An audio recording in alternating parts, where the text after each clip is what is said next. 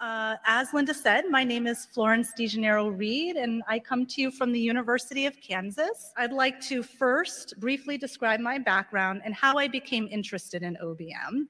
Then I'll celebrate influential women who have impacted my career in OBM. The position became available at Melmark, New England, and it involved training and professional development and research. You bet I went after it. And fortunately, I got it. At Melmark, I became more formally introduced to the subdiscipline of OBM. I had never heard of it before because of my background in school psychology. We didn't talk about that subdiscipline.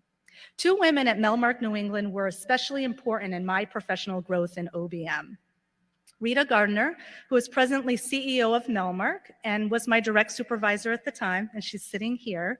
I had the pleasure of working with her. She was and still is laser focused on ensuring service quality by developing solid organizational systems and training. Her informal motto at the time was that if she got hit by a bus, that agency needed to be able to stand on its own. It had to be able to succeed without her or any other leaders who helped start it. And that was accomplished in part through OBM.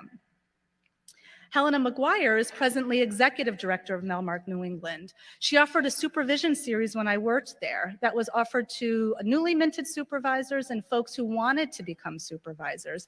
And she spent months training them on effective supervision practices.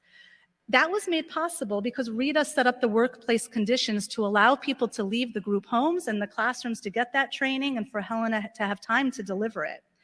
That's incredibly rare for any organization, especially human service settings.